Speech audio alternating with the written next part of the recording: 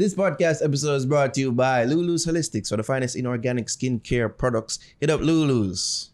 Of course, you can use our code THEFIX to get 10% discount off your next purchase. That's THEFIX to get 10% off your next purchase. Use it up. Tell them to send you. You know, it's good.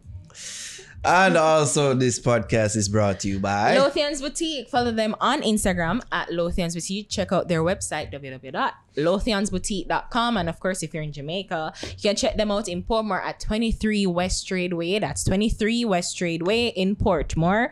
And of course, you can use my code Ariane10. That's ARIANNE 10 to get 10% off your next purchase. That's Ariane10. ARIANNE 10. Don't know, so I have to say big ups to Shark Barbers as well for the sharpest of cuts. Shing.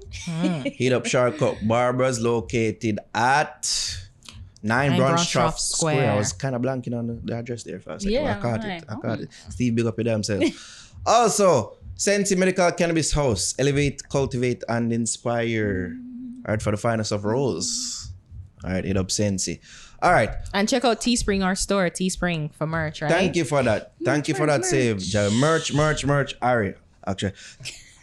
Teespring. That's a Teesprings last week. Teespring.com/stores/thefix. JA. You can get that classic black tee with the white logo. You can get that blue tee with the faded logo. You can get the classic It's a Trap shirt as well. Teespring.com/stores/thefix. JA. We're also bigging up record label Natural Bond Entertainment / Sponge Music, as they look to bring you this heat this summer with their Porous Rhythm compilation inspired by the community of Porous in Manchester, Jamaica. The label looks to bring their homegrown sound to major parts of the world thanks to the features with Beanie Man with his famous Do You Want to Be That Guy? Do you really want to be that guy? Yeah, from their versus clash with Bounty Killer. So Natural Bond Entertainment / Sponge Music looks to turn the volume up even more with singles from their signees Libran, King Samir, along with popular acts like Ioctane, Shaney, Cordip, New Kid, Flex, Drizzy, and Nax, and a banger, of course, from Jamil and African artist Buffalo Soldier. So make the Porous Rhythm, that's the Porous Rhythm, a part of your summer soundtrack and your playlist this year. All right, let's go with Buju first. Upside Down, his first album since being released from prison, his first album in 10 years.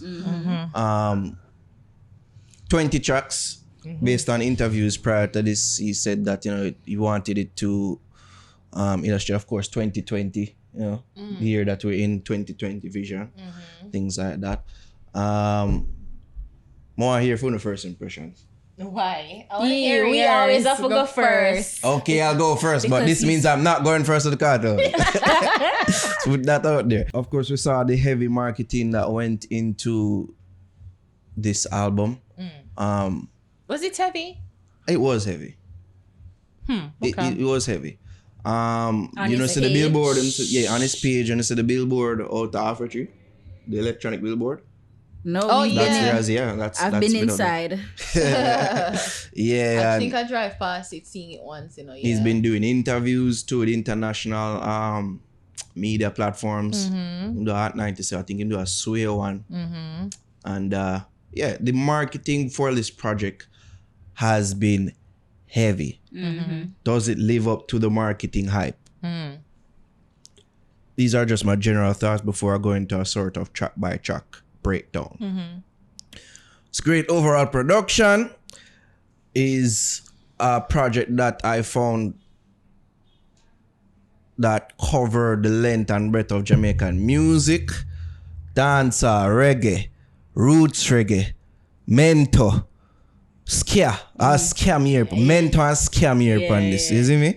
While also displaying his range, it also covered genres like R&B, hip hop, some sprinkler pop, and some sprinkler jazz, and even gospel as well, you see me? I heard a little jazz too. Cherry Jazz Pie was was in there. definitely like electronic pop to me. Yeah. Pop, that was a viral flow. All right, so let's get into our sort of track by track breakdown now. The first two track them, which was the opening track, which was the gospel track, and we've heard him perform. Did perform. That's what he opened up with at his concert. Oh. Last year. Oh mercy on thee, oh Lamb of God. You see me? So him start spiritual there, and also yes, my friend featuring Stephen Marley. I thought it was a solid, great opening 2 tracks. Yes. I thought it opened up great. You see too. me? Buried Alive is one of them tracks that were, to me, in my opinion, would sound better live. Oh. You see me? It never really sound all that. Like it would have sound better live to me. You see me? But the lyrics them really connect in regards to giving like some insight to what he may have like been going through in prison and why me even feel about that experience. Cause I wanna really hear him talk about it as much. Since he's been out. So I feel that track, even though I feel it would be better performed live, it's of great value to the whole project. Blessed. Dancehall track. Thumbs up. You see me? Appreciated. I appreciated that.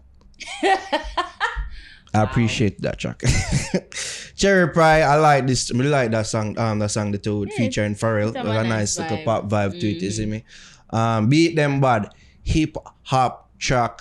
I like that as well. And it went on to show. It was a great blend of hip hop and reggae. And it went on to show for me that he could do that because that showing that he had on the DJ Khaled song just utter rubbish. It shows him could have did better than he did here. You see me? Yeah. That showing them up on a DJ Khaled track that was garbage. I think it was forced. I think it was like forced. a rushed thing. Like he had his album out, and I guess Khaled never really so certain when he was gonna come out. Yeah, so as soon as him come, he's like, album. I gotta get him on the album. Like man, just go in the studio, just do what you want to do. And we're gonna put it there. Like that seemed like the direction, the production that he was given for that. It seemed like it was barely any product. Yeah, for that garbage song there. Even though Sizzla part did, but but like and Vada do him thing on it as well. So that was a great blend of hip hop and reggae. Good Time Girl was a ska track. Stefflon Don being sandwiched between 2 ska tracks because the track after the track with Stefflon Don, which is Moonlight Love, I found that sequencing to be a little weird. With Steph? No, like I'm saying that I found it weird that track there, the Call Me track featuring Stefflon Don was sandwiched between 2 ska tracks. Good Time Girl, Moonlight Love, that would have sounded better to me being put together, you see me, one after the other. So that Stefflon Don track, because it don't really fit in terms of sonically. Was kind of a R&B type song. Probably could have come after Cherry Pie. Possibly. Yeah, you're right. Yeah. You're right, but that sequence Or the in John Legend one. Yeah. And then you have Stepper, bad song. We done the year that already. I thank God that's something. Trust. Stepper, me at that. Oh. I thank God that's something that they left off it. Country for Stella. Yeah, that never did it for that. I noticed that too. I was wondering if that they got the on it. And thank God so that never did on it.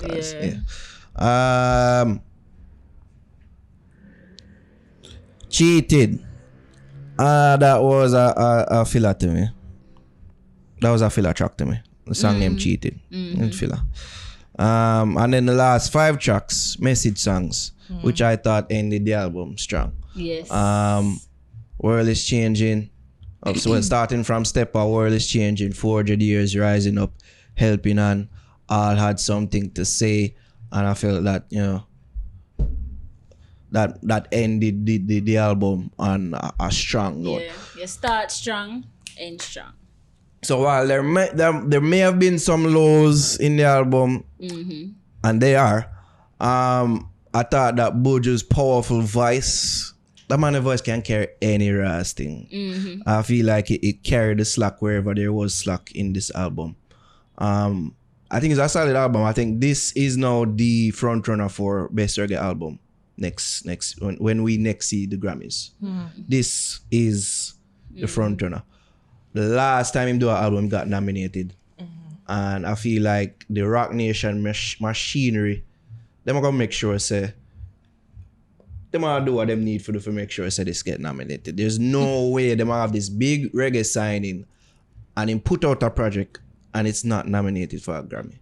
So I don't care about that. This is getting nominated for a Grammy. Book it.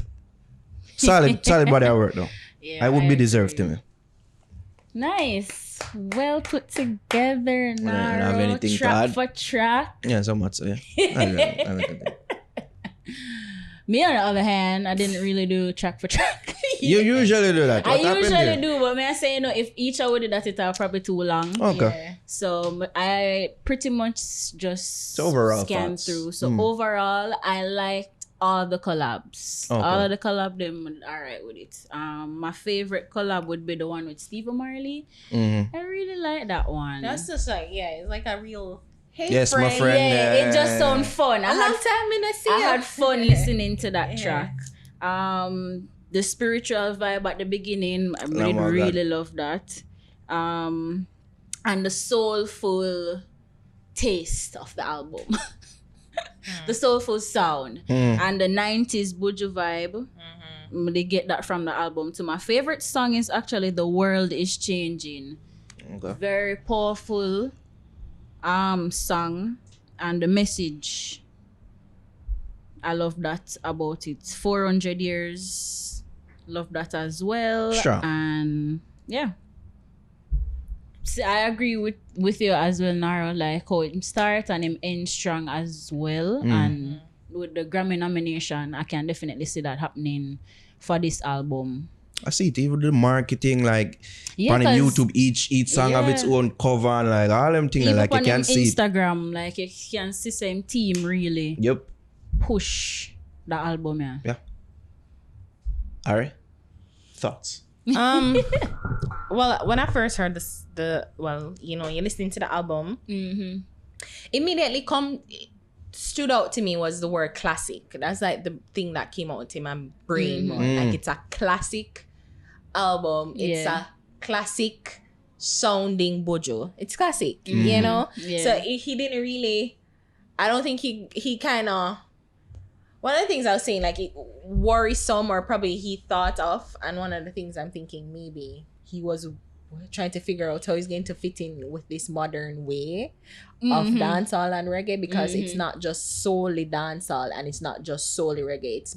It's been a blend and a fusionist sound in both genres, Right. reggae and dancehall. And I was wondering, like, how is he going to be able to step into the new way? Is he going to step into the new 2020 version of dancehall, or is he going to be sticking true to him and Yeah, the the Buju we classic, know. right? So of course he stuck with the Buju that we know, again, classic. I felt he also did that while straddling the line of, experimentation. Not with- really. I don't think he went Yeah, so I far. would He I never agree got with so you. far. I think the only thing that was Yeah. a bit out of his realm was the cherry pie song. The with hip hop Pharrell. vibe, the Right. kind of, No, but I mean, he is kind of done like hip hop. he has done it Yeah. before. But like that song was so far out to me in terms of like that the only song I think that was kind of that's Different. way different, Yeah. especially the sound. All right, I get what you're saying. Yeah. But I don't know. Like if you're asking me, like, one of the things, or I don't know if it's a critique, but it's more like a commentary and an observation. Why didn't he have a local? Or collab. Yeah. That was one of the things I was thinking he could have done. The man say, she said the Mali, one of the Mali them.